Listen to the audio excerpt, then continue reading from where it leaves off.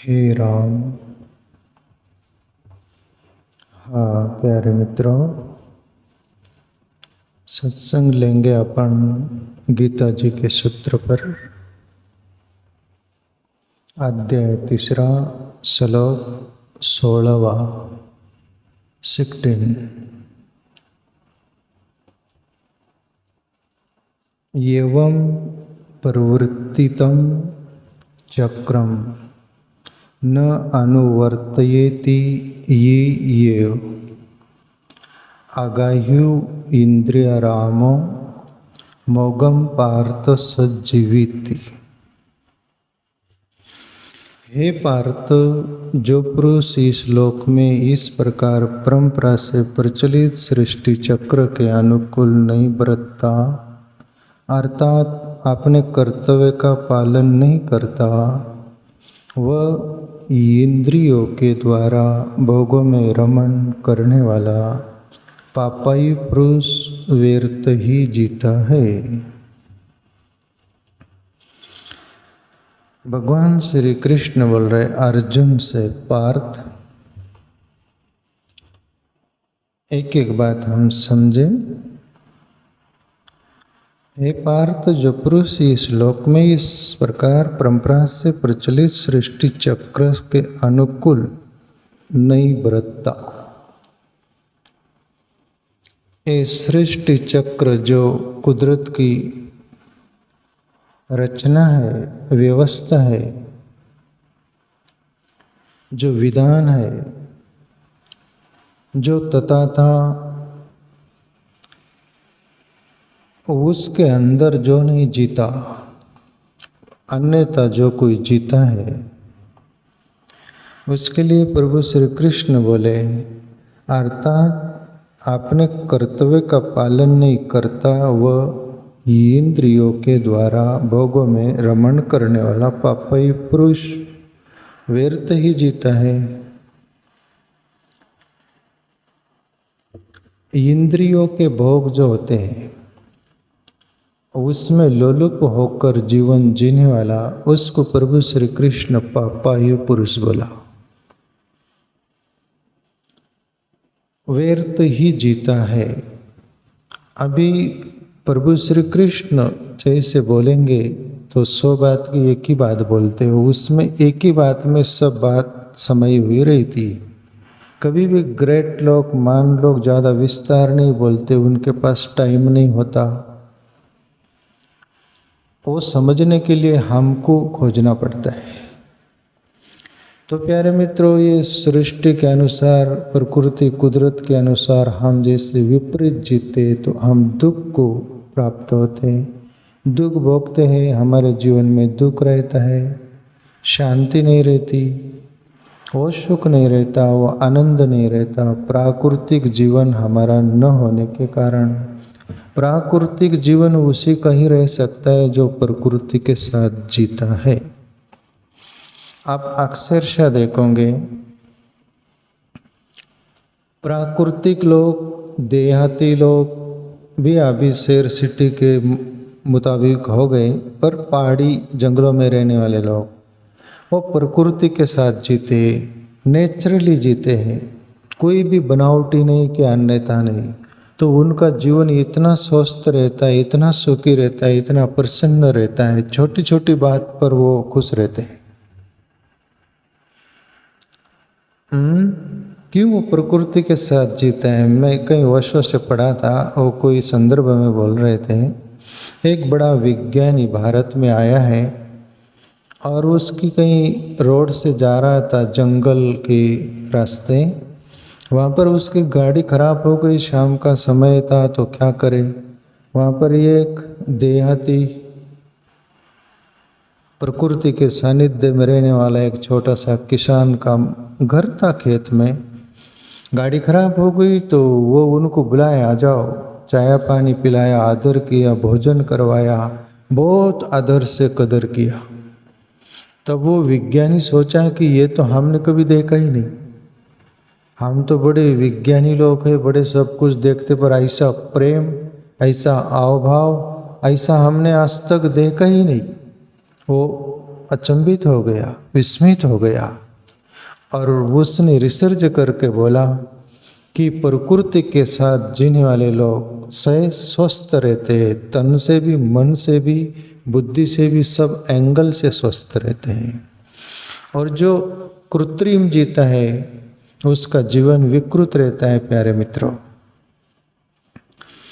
अभी सृष्टि के काल चक्र के साथ जीना, जो व्यवस्था है कुदरत की, उसमें जीना, मैं मेरे अंदाज में बोलना चाहूँ।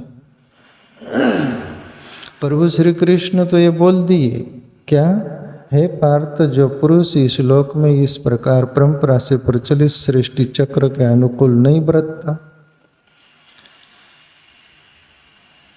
तो वो न बरतने का अब ये कारण ये ले लो, हम प्रकृति के साथ न जीने से हमारा दुर्व्यवहार कैसे होता है। जैसे प्रकृति की व्यवस्था है,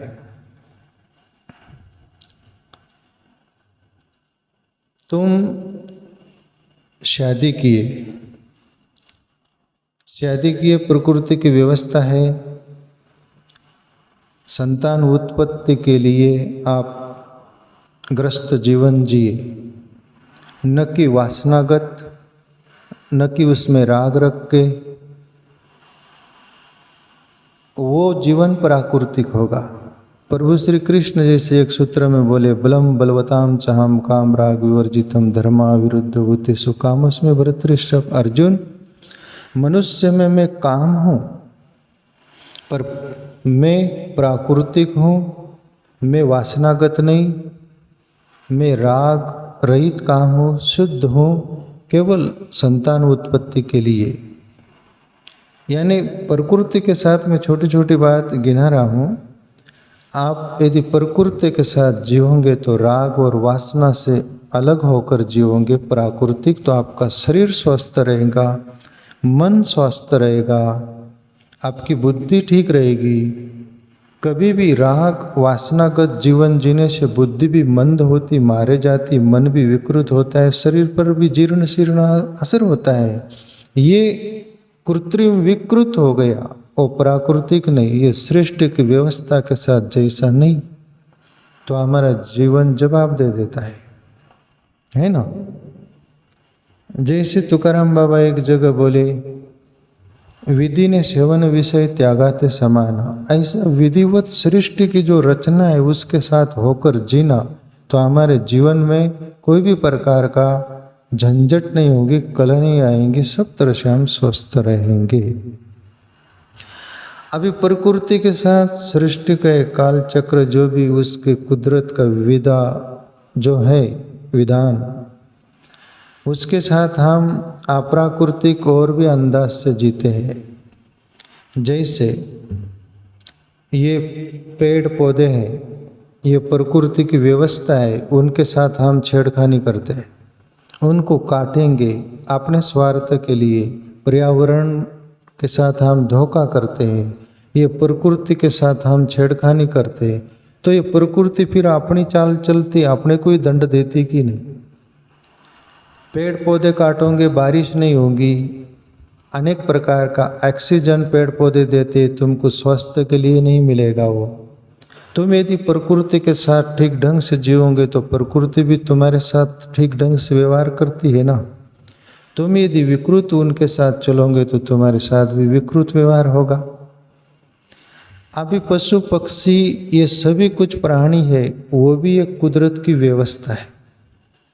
उसको तुम अकारण अपने स्वार्थ के लिए, मांस भक्षण के लिए बोल दो कि शिकार के लिए बोल दो कि मनमाना स्वच्छंद होकर उनको मारते हैं। मैं कहीं पढ़ा था, कोई एक देश में शायद चीन में कि क्या, ये गोरैया पक्षी होते हैं ना, गोरैया पक्षी को वो धान खाती खेत में, तो उसमें विष डालकर ऐसा कुछ करके सभी को मार डाला। तो उस वर्ष उस चीन में काल गिर गया था, बोलते हैं, बारिश नहीं हुई। और दूसरी उन्होंने ये किया कि ये चूहे हैं ना, चूहे को भी मार डाला, तो प्लेग आ गया सब कुछ। बिल्ली को भी मार डाला था, तो और बीमारी एक आ गई थी। क्यों? तुम प्रकृति के साथ नहीं जीते, आप प्राकृतिक जीते हो, तो प्रकृति तुम्हारे साथ भी दुर्व्यवहार करती है। तो ये जो सृष्टि है, प्रकृति है, जो रचना है, उसके साथ, उसकी व्यवस्था जो है, उसके संग साथ होकर यदि हम जिएंगे तो कोई भी प्रकार से अपने लिए हानि नहीं होगी, वरना अपने लिए हानि हानि है।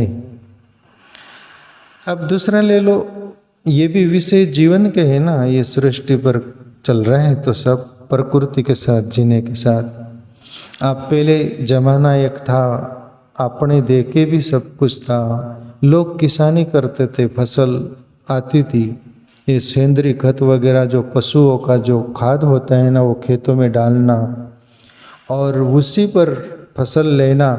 तो आप भी वो धान खा रखे है कि नहीं? दाल भाजी, ज्वार बाजरा गेहूँ सब कुछ, कितना मिठास था, कितना होता, आज है क्या?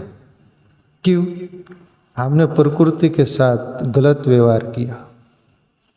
केमिकल अनेक प्रकार का, वो सब कृत्रिम, एक हमारे स्वार्थ के लिए सभी जमीन के साथ भी दुर्व्यवहार किया, सृष्टि के साथ, और उसकी जो व्यवस्था है पर्यावरण का जो है, उसके साथ भी हमने ज्यादती की। तो आज अतिवृष्टि अनावृष्टि होती है, अनेक प्रकार की बीमारी आती है, रोग सब आते हैं, सब प्रकार से तनाव है कि नहीं? ये क्यों? हम प्रकृतिस्थ नहीं जीते। प्रकृति का कितना साइलेंस वो है सब कुछ। हवा भी आएंगी तो तुमको डिस्टर्ब नहीं करेंगी, कुछ अति वेग भी आएगा तो उसका पीरियड रहता है वो, और बारिश भी होगी तो सही ढंग से बराबर उसकी व्यवस्था के अनुसार, धूप भी होंगी, हर कोई होंगी, उसके साथ हम हो पाते क्या? धूप काला हो तो एसी लगा देंगे, एसी लगा देंगे, वो अप्राकृतिक हुआ, यानी प्रकृति के साथ जीना नहीं। ये जो 3 ऋतु होते हैं, मानसून, समर, विंटर, ये 3 ऋतु होते, तो तीनों तुम्हारे शरीर के लिए उपयोगी है, पर तुम उसके साथ जिए क्या? उसके साथ जीना नहीं चाहते। धूप काले में एसी लगा दिया तो बीमारी के शिकार हो गए। क्यों? तुमने प्रकृति की व्यवस्था के साथ जीना चाहा नहीं, तुमने कृत्रिम अपनाया, अपने ढंग से जीना चाहे तो रोगग्रस्त हो गए। तो उसका कोई प्रकृति का कोई दोष, परमात्मा का दोष, किसी और व्यक्ति का दोष, तुम्हारा अपना दोष। हर एंगल से, ठंडी के दिन आते, ठंडी में भी हम गर्म एसी लगा लेते हैं, ठंड सहन नहीं करते, वो भी ऋतु है, वो भी प्रकृति की व्यवस्था है, तुम्हारे शरीर के लिए उपयोगी है। जैसी रचना ब्रह्मांड की वैसी तुम्हारे शरीर की है, तुमको उसके संग साथ होकर जीना चाहिए, ये कुदरत की व्यवस्था है। तुम जीते नहीं तो फिर दोष किसको दोगे? ये हम सृष्टि का विधान के साथ जीते ही नहीं। पर प्रभु श्री कृष्ण तो अपने एंगल से बोल रहे हैं, अपने ढंग से बोल रहे हैं, पर आपके जो काम आ सके उसमें से लेकर अपने ढंग से अपन उसको समझे प्यारे मित्रों। तो प्रभु श्री कृष्ण बोल रहे हैं, पार्थ, जो पुरुष इस लोक में इस प्रकार परंपरा से प्रचलित सृष्टि चक्र के अनुकूल नहीं बरतता, अर्थात अपने कर्तव्य का पालन नहीं करता, वह इंद्रियों के द्वारा भोगों में रमण करने वाला पापाई पुरुष व्यर्थ ही जीता है। इंद्रियों के भोग, मनुष्य क्या करता है? 2 पैसे कमाता है, क्यों? एक सुख सुविधा चाहता है। सुख सुविधा क्यों चाहता है? उसके अंदर और कोई विचार है उसके? इंद्रियों के द्वारा सुख सुविधा जुटाकर, धन कमाकर, सभी कुछ उसमें वो अपना जीवन उंडेल देता है, डाल देता है, खो देता है, इंद्रियों के भोग में जीता है, और फिर वही उसके लिए सर्वे सर्वा हो जाता है। प्रभु श्री कृष्ण बोल रहे, अर्जुन, इंद्रियों के द्वारा भोगों में रमण करने वाला पापाई पुरुष व्यर्थ ही जीता है। तो प्यारे मित्रों, इंद्रिय प्रभु ने हमको दिया है ना, तो वो उसका सही इस्तेमाल के लिए दिया है, दुरुपयोग के लिए नहीं। परमात्मा ने हर कोई अपने को कुछ जो भी दिया है उसका सदुपयोग करिएगा। तो जीसस बोलते यीशु क्रिस्ट परमात्मा बोले जिसको देता है और वो उसको पचाने के काबिल होता है ना, उसको हजम करने का, उसकी कदर आदर करता है ना, तो प्रभु बोले उसको और देता है। और किसको देता है उसको पछता नहीं, उसके लायक नहीं तो फिर ले भी लेता है। तो प्यारे मित्रों, कुदरत ने हमें जो भी कुछ दिया है प्रकृति के साथ जीकर उसका सही इस्तेमाल करो। अपन हर बार दुरुपयोग करते हैं तो कुदरत जवाब देता है, दंड देता है। ये सूत्र का ये है काफ़ी अपने ढंग से ये जो ज्ञानी लोग भी ये बड़े वो अपने ढंग से आर्त निकालते, मैं मेरे ढंग से निकाल रहा हूँ जो मुझे समझे। हाँ,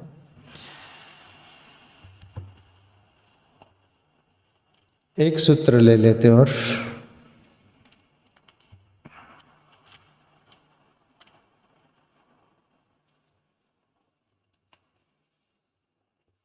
ये तु आत्मरति येव स्यात् आत्मतृप्तच्च मानवा आत्मनि एव च संतुष्ट तस्य कार्यं न विद्यते।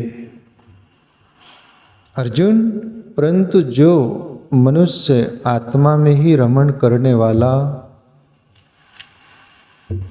और आत्मा में ही तृप्त तथा आत्मा में ही संतुष्ट हो, उसके लिए कोई कर्तव्य नहीं है। प्यारे मित्रों, ये सबसे बड़ी उपलब्धि है और सबसे बड़ी खोज है और सबसे इस दुनिया में जगत में वो उत्कृष्ट व्यक्ति है जो सत्य की खोज करता है। वो सत्य आत्मरूप में हमारे अंदर है। प्रभु श्री कृष्ण बोल रहे कि अर्जुन, यहाँ सभी के लिए कर्तव्य कर्म सभी कुछ है, पर उस पुरुष के लिए नहीं रह जाता। किसके लिए? जो मनुष्य आत्मा में ही रमण करने वाला। आत्मा में रमण करने वाले का अर्थ क्या? यानी अपने आत्मा के आत्मा में ही विचरता है, वो उसमें ही रहता है, वो उसके लिए अन्यत्र कोई नहीं रह जाता। वो आत्मसुख में रमण करता है वो, और उससे बढ़कर उसको सुख क्या बोला जाए, उसको परम आनंद बोला जाए। उसके लिए फिर कोई कर्तव्य कर्म नहीं। जो हमारे लिए सब कुछ होता है कर्तव्य कर्म, उस पुरुष के लिए नहीं रह जाता। दूसरी बात बोले, आत्मा में ही तृप्त, अपने आत्मा के आत्मा में ही तृप्त। हम अतृप्त रहते हैं, कभी तृप्ति होती नहीं। अनेक कुछ चाहते हैं, चाहकर भी मिल जाए तो तृप्ति होती है क्या? अतृप्ति बनी रहती है। तुम भोजन भी करो तो बकरी की तरह ही जीवन रहता है। हा?